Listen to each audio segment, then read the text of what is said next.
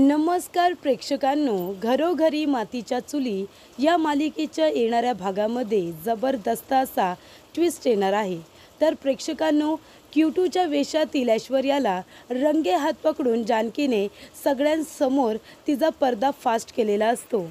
जानकीने ऐश्वर्याला रंगे हात पकडत तिची चांगली धुलाई करत तिला सगळ्यांच्या समोर आता Q2 म्हणून आणलेलं असतं। आणि त्याचबरोबर प्रेक्षकांनो, इथे ऋषिकेशने ओवीची समजूत घालत इथे आता ओवी आणि जानकीला एकत्र आणत ऐश्वर्याचा सगळ्यांसमोर तिने केलेला डाव आता उधळून लावलेला असतो। तर प्रेक्षकांनो, येणाऱ्या भागामध्ये कशा पद्धतीने जानकी खऱ्या Q2ला शोधून काढणार हे बघणं खूपच जास्त रंजकदार होणार आहे। तर प्रेक्षकांनो, आता येणाऱ्या भागामध्ये कशा पद्धतीने गोष्टी घडत जाणार आहेत, उलगडत जाणार आहेत, आपण सविस्तरपणे बघूया। प्रेक्षकांनो, आपण बघितलं इथे ऐश्वर्याने एक नवीन प्लॅन केलेला आहे। तर इथे आता जानकी शर्वरी आणि त्याचबरोबर तिचा संसार वाचवण्यामध्ये खूपच जास्त बिझी आहे आणि त्यामुळे तिचं थोडंसं का होईना पण इथे आता ओवीकडे थोडंसं दुर्लक्ष होत आहे। त्याचाच फायदा इथे ऐश्वर्या घेते। ऐश्वर्या ओवीला आता वाईट सवयी लावण्याचा प्रयत्न करत आहे। तेव्हा इथे ऐश्वर्याचं म्हणणं आहे की जानकीचा जीव ओवीमध्ये अडकलेला आहे। ओवीला जर त्रास झाला तर जानकी कोलमडून पडेल आणि त्याचाच फायदा आता ऐश्वर्याने घेतलेला असतो। इथे ऐश्वर्या जानकी घरामध्ये नसताना ओवीला नको नको ते पदार्थ खायला देते, म्हणजे ज्या गोष्टींपासून जानकी ओवीला लांब ठेवते ते म्हणजे पिझ्झा, बर्गर, त्याचबरोबर सगळ्या आंबट वस्तू ज्यांचा ओवीला जास्त खाल्ल्यामुळे त्रास होत असतो, त्या वस्तूसुद्धा इथे आता ऐश्वर्या तिला खायला देत असते। तिने लहान मुलांना आवडतात त्या वस्तू सारंगला आणायला सांगितलेल्या असतात ओवीसाठी, कारण तिला ओवीच्या मनामध्ये प्रेमाने जागा निर्माण करायची असते, जेणेकरून पुढे जाऊन फक्त ओवीच्या लक्षात ऐश्वर्या राहिली पाहिजे, जानकी नाही। जानकीची इमेज ती मला किती ओरडते, मोबाईल घेऊ देत नाही, ती मला रागवते, अशी आता इमेज जानकीची ऐश्वर्याने ओवीच्या मनामध्ये तयार केलेली असते आणि ओवीलासुद्धा आपली आई आता विलन वाटत असते आणि त्याचबरोबर ऐश्वर्या आंटी खूपच जास्त चांगली वाटत असते, कारण जेव्हा जानकी घरात नसते तेव्हा ऐश्वर्या तिला तिच्या मनासारखं खायला देत असते। पण आता नकळतपणे का होईना इथे ओवीच्या तब्येतीवरती त्याचा परिणाम व्हायला लागलेला असतो। तेव्हा प्रेक्षकांनो, जानकीला खूपच जास्त ओवीची काळजी वाटत असते, कारण इथे ओवी जानकीला उद्धट बोलायला लागलेली असते। जेव्हा इथे ऐश्वर्याने दिलेला Q2चा नंबर ती जानकीच्या मोबाईलवरून डायल करते तेव्हा इकडे आता Q2 म्हणून तिच्यासमोर दुसरं तिसरं कुणी नाही तर ऐश्वर्या बोलत असते। ऐश्वर्याने तिला आता पूर्णपणे जाळ्यात उतरवण्यासाठी हा केलेला प्लॅन असतो। Q2 म्हणून इथे ओवीच्या सगळ्या विश पूर्ण करायच्या आणि तिला एका वेगळ्या गोष्टीच्या नादाला लावायचं, म्हणजे अभ्यास करायचं नाही, एखादी वस्तू जर हवी असेल तर आईने दिली नाही तर Q2कडे मागायची आणि तिचे हट्ट पुरवायचे। हा सगळा प्लॅन आता ऐश्वर्याने केलेला असतो। पण लवकरच प्रेक्षकांनो, या तिच्या प्लॅनवरती आता पडदा पडणार असतो, कारण ही गोष्ट जानकी आणि ऋषिकेश दोघेजण शोधून काढणार असतात। कारण जानकीला जेव्हा कळतं की तिच्या मोबाईलवरून एक नंबर डायल झालेला आहे तेव्हा जानकी त्या नंबरवरती फोन करते, पण तो नॉट रिचेबल येतो। तेव्हा ती म्हणते, ऋषिकेश, तुम्ही माझ्या मोबाईलवरून कुठला नंबर डायल केलात का? ऋषिकेश म्हणतो, नाही, आणि जर केला तर मी तुला सांगून करतो। तेव्हा जानकी म्हणते, मी पण केलेला नाही आहे, माझ्या मोबाईलचा पासवर्ड तुम्हाला आणि ओवीला माहिती आहे। मग ओवीने माझा फोन घेतला असेल, ती माझा मोबाईल हल्ली सारखा घेत असते, नको नको म्हणत असते, तिला अभ्यास कर म्हणत असते, पण ती माझं काही ऐकायला तयार नाही आहे। ती सारखा मोबाईल गेम खेळायला किंवा इथे व्हिडिओज वगैरे बघायला घेत असते। मोबाईलचा परिणाम हल्ली मुलांवरती किती दुष्परिणाम व्हायला लागला आहे तुम्हाला माहिती आहे ना ऋषिकेश? तेवढ्यातच ओवी आल्यानंतर जानकी तिला जा विचारते, तेव्हा ओवी रागवते आणि म्हणत असते की नाही, मी तुझा मोबाईल घेतलेला नाही आहे। तेव्हा जानकी तिला स्पष्टपणे म्हणते की तू आणि बाबा दोघेजण माझा मोबाईल घेता, पण बाबा मला विचारून घेतात आणि तू न विचारता, आणि तू हो सुद्धा म्हणत नाही की नंबर डायल केला आहेस म्हणून। तेव्हा इथे ऋषिकेश तिला थांबवतो आणि स्वतः तिला प्रेमाने विचारतो की ओवी, तू आईचा फोन घेतला होतास का? नंबर डायल केला होतास का? तेव्हा ओवी म्हणते, हो, चुकून केला होता। इथे आता ऋषिकेश तिला म्हणतो, मी ओरडणार नाही, तुला रागवणार नाही। त्यामुळे इथे प्रेक्षकांनो, आता ओवीचं भांडं फुटलेलं असतं। तिने सांगितलेलं असतं की चुकून नंबर डायल झाला होता, तेव्हा जानकी म्हणते, पण हा नंबर तरी कुणाचा आहे आणि सारखा लावते तर लागत पण नाही आहे, तिच्या एखाद्या कुठल्या मैत्रिणीचा असेल का? त्यानंतर इथे आता प्रेक्षकांनो महत्त्वाची गोष्ट म्हणजे सारंग, आंबा, त्याचबरोबर इथे आता आंबट वस्तू म्हणजे चिंच, बोरं हे सगळं घेऊन आलेलं असतो आणि आजीला सांगतो की ऐश्वर्याने मागवल्यात. तेव्हा कदाचित आनंदाची बातमी असू शकते. ऐश्वर्याने मागवल्यात म्हणजे तेव्हा इथे आता आजीला वाटतं की घरामध्ये लहान बाळ, गुंडा किंवा गुंडी येणार आहे. तेव्हा ती सगळ्यांना ही गोष्ट सांगते. तेव्हा जानकीला, त्याचबरोबर सुमित्राला, ओवीला पेढा देते. जानकी म्हणते, आई पण हे कसं शक्य आहे? इथे आता ऐश्वर्या आनंदाची बातमी देणार आहे. तुम्ही एक काम करा, या घरामध्ये टिकून राहण्यासाठी ती काहीतरी ठोस कारण शोधत असेल, तिच्यावरती बारीक लक्ष ठेवा आणि प्रेमाने सगळं काही तिच्या मनातून काढा. तेव्हा इथे सुमित्रा म्हणते ठीक आहे. सुमित्रा आता ऐश्वर्याला म्हणते, ऐश्वर्या तू सारंगला इथे कैरी, त्याचबरोबर बोरं, चिंचा सगळं आणायला सांगितलंस. तुला आंबट वस्तू खाव्याशा वाटत आहेत का? काय आनंदाची बातमी आहे का गं? तेव्हा ऐश्वर्या म्हणते, नाही आई, असं काय नाही आहे. मी ओवीला म्हणाले होते ना की आपण पार्टी करूया म्हणून मी सगळा रानमेवा मागितला आहे. जो रानामध्ये उगवतो ना तो सगळा रानमेवा मी सारंगला घेऊन यायला सांगितलं. आता आपली ओवी एकटीच असते ना घरामध्ये, ती बोर होत असते म्हणून तिला म्हणाले की आपण अशी छान पार्टी करूया, बाकी काही नाही. तेव्हा इथे सुमित्राला कळलेलं असतं की ओवी ही आता ऐश्वर्याबरोबर जास्तीत जास्त वेळ स्पेंड करायला लागलेली आहे आणि इथे जानकीबरोबर ओवी उद्धट वागायला लागले, उद्धट बोलायला लागले. त्यामुळे जानकीला आता सुमित्रा सांगते, अगं तिने तो रानमेवा आहे ना स्वतःसाठी नाही तर ओवीसाठी मागवलं होतं गं. म्हणजे ओवीबरोबर ती पार्टी करणार होती आणि हल्ली आहे ना ओवीसुद्धा तिच्या रूममध्ये फार असते. दोघींची चांगली गट्टी जमली आहे. ऐश्वर्या तिचे किती लाड करत असते. तेव्हा इथे आता जानकीच्या मनामध्ये एक प्रश्न उभा राहिलेला असतो. माझ्या ओवीला ओरडणारी, तिला रागवणारी ऐश्वर्या अचानकपणे तिच्याबरोबर इतकी नीट का वागते? नक्कीच याच्यामागे काहीतरी रहस्य आहे, ते शोधून काढायला हवं. तेव्हा जानकी म्हणते की चला आता हा जो कुणाचा नंबर आहे ना तो आधी मला शोधून काढायला हवा. जानकी इथे आता सायबरमध्ये जाते आणि तो नंबर कुणाच्या नावावरती रजिस्टर आहे ते चेक करायला सांगते.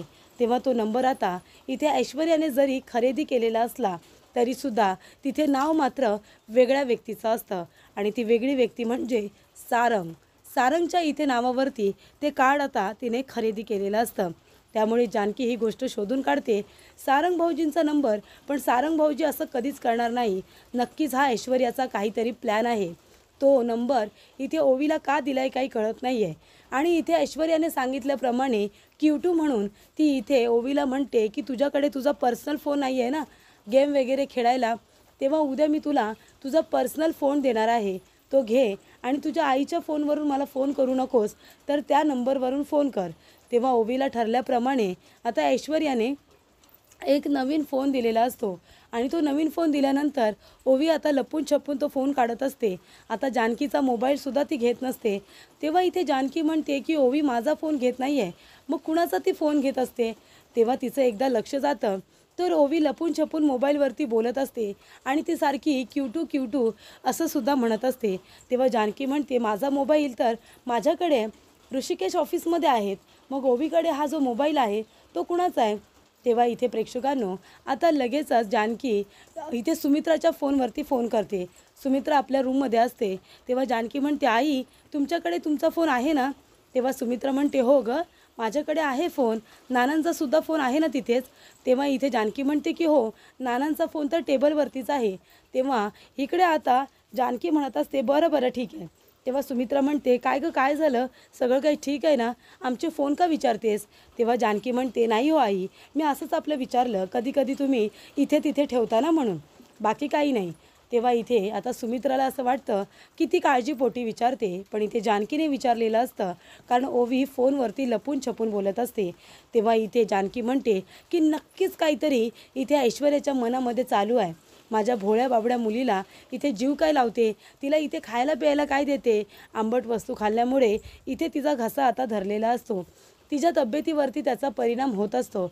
पण तरीसुद्धा इथे ओवी आता ऐश्वर्याला पहिलं प्राधान्य देत असते, जानकीला नाही. त्यामुळे इथे प्रेक्षकांनो जानकी आता शर्वरीबरोबर उपास तापास करत असते आणि एका बाजूला आपल्या ओवीवरती सुद्धा बारीक लक्ष ठेवून असते. ज्या वेळेला इथे आता ओवी Q2 म्हणून कुणाशी तरी बोलते, ही गोष्ट आता जानकीला कळते जानकी म्हणते की ऐश्वर्यावरती आता लक्ष ठेवायला हवं.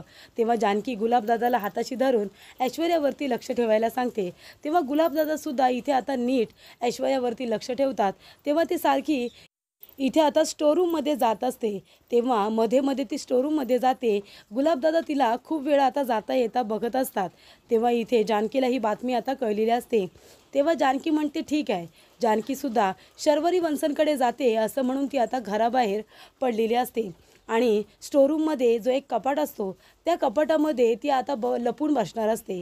आणि तिथे गेल्यानंतर आता तिथे काही टेडी बेअरचे कपडे असतात, म्हणजे क्यूटूचे कपडे असतात. तेव्हा इथे जानकीच्या सगळं काही लक्षात येतं.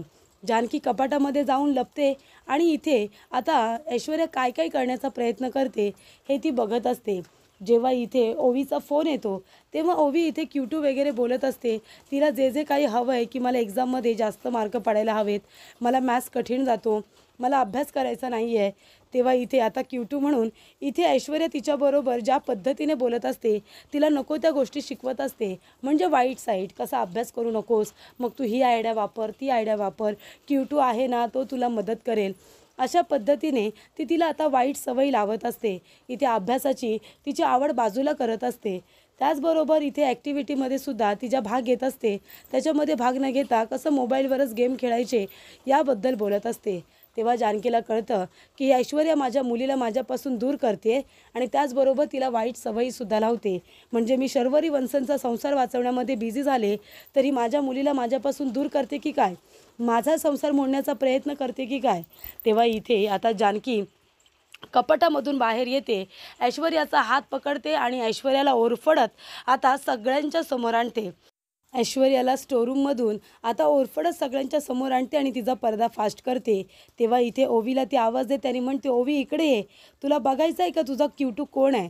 तेव्हा इथे आता जानकी ऐश्वर्याच्या तोंडावरती जे टेडीचे आता कपडे असतात, तिचं तोंड असतं ते काढून बाजूला फेकते आणि म्हणते, हे बघ, ही ऐश्वर्या आंटी आहे ना, ती आहे क्यूटू. अगं ती तुला सांगते अभ्यास करू नको, मोबाईलवरती गेम खेळ, हे ती तुला चांगलं सांगते का. ह्याच्याबरोबर तू फोनवरती बोलतेस आणि तो मोबाईल कोणी दिला, हिनेच दिला आहे ना तुला, खरं खरं सांग ओवी. तेव्हा इथे ओवीच्या सुद्धा आता तिने चांगलाच आता कानाखाली दिलेली असते आणि ऐश्वर्याच्या सुद्धा थोबाडी दिलेली असते आणि म्हणते की माझ्या मुलीला इथे वाईट सवयी लावतेस, माझ्यापासून माझ्या मुलीला तोडतेस. जेव्हापासून तू तिच्याबरोबर मैत्री करण्याचा प्रयत्न केला आहेस तेव्हापासून माझी ओवी माझ्यापासून दुरावली आहे. ती मला उद्धट बोलायला लागले. या सवयी तूच लावल्या असशील, बरोबर ना. तेव्हा इथे ऐश्वर्या आता तोंडावरतीच पडलेली असते. पण ती आता नाटके करायला लागते आणि म्हणते, मी तर फक्त तिला आनंदी ठेवण्याचा प्रयत्न करत होते. या घरामध्ये काही चांगलं करायला गेलं तरीसुद्धा सगळ्यांना वाईटच वाटतं. ती इथे खूपच जास्त नाराज असायची, तिच्याबरोबर खेळायला कोण नव्हतं म्हणून मी हे सगळं करत होते. तेव्हा ऋषिकेशला खूप राग येतो. तो इथे सारंगला म्हणतो की तुझ्या बायकोला आवर घाल, नाहीतर तिच्या विरोधामध्ये मी कंप्लेंट करेन ना. माझ्या मुलीला इथे ती आता किडनॅप करण्याचा वगैरे प्रयत्न करते, असे गुन्हे दाखल करेन, वाईट सवयी लावते, असं सगळं गुन्हे दाखल करेन तिच्यावरती. माझ्या मुलीपासून लांब राहा, नाहीतर आत्ताच्या आता या घरातून बाहेर फेकून देईन. हे घर माझं आहे विसरू नका. या घरामध्ये राहायचं असेल ना तर शिस्तीत राहायचं. तेव्हा इथे ऋषिकेश म्हणत असतो, ओवी बाळा बघितलंस ना, तुझी आई तुझ्यासाठी एवढं सगळं करते पण त्याची तुला किंमत नाही आहे आणि ही बाई तुला वाईट सवयी लावते, ती तुला जास्त जवळची झाली आहे का. तेव्हा आता इथे जानकी आता ऐश्वर्याला खूप ओरडते. तिचा सगळ्यांसमोर अगदी रंगे हात पकडून तिचा तमाशाच करून टाकते. त्याबरोबर आपल्या रूममध्ये जाऊन आता रडत बसलेले असते, कारण इथे ओवी खूपच जास्त उद्धट वागलेली असते तिच्याबरोबर म्हणून. तेव्हा ऋषिकेश तिला समजावतो, म्हणतो की आई तुझ्यासाठी एवढं सगळं करते, तुला हवं ते सगळं देते ना, पिझ्झा बर्गर, ती बाहेरचं खाऊ देत नाही पण तुला घरी बनवते ना, मग तरीसुद्धा तू तुझ्या आईबरोबर अशी वागलीस, तिच्याशी खोटं बोललीस का. तेव्हा इथे आता ओवी जाते आणि आपल्या आईला सॉरी म्हणत असते. ऋषिकेश त्या दोघींची गट्टी करून देतो. ओवीसुद्धा अगदी मनापासून सॉरी म्हणते आणि तो मोबाईल जो ऐश्वर्याने दिलेला असतो तो मोबाईलसुद्धा ती जानकीकडे देते. तेव्हा जानकी तो मोबाईल घेते आणि ऐश्वर्याच्या तोंडावरती फेकून मारते आणि म्हणते, पुन्हा असे मोबाईल जर माझ्या मुलीला दिलेस ना तर मी काय करेन ना सांगू शकत नाही, तुझं इकडचं थोबाड तिकडे करून टाकेन जर माझ्या मुलीला वाईट नादाला लावलंस तर. आणि ती इथे आता तिला धमकी देते, पुन्हा जर असं काही घडलं ना तर सारंग भाऊजी हिच्याबरोबर तुम्हाला सुद्धा घरातून हकलून देईन. शेवटचं सांगते आता, तिला आता समजावून सांगा माझ्या मुलीच्या आणि माझ्या घरच्यांच्या वाटेला जायचं नाही म्हणून.